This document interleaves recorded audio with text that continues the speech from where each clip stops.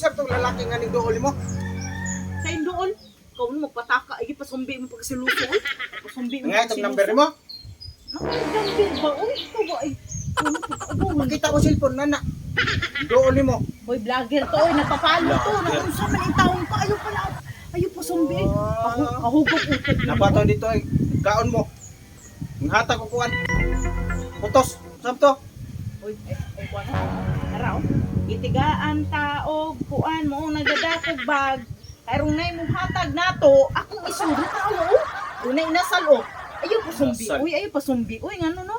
Kana ang imong utok, niuga na nasa kulapo. Sige, glamo yan ang kulapo. Sige, glamo yan ang kulapo. Katong lalaki mo naagi mo kuan jud something. Sa? Namo something. Agi mo something. Ayaw, ting! Kapoy mo, oy!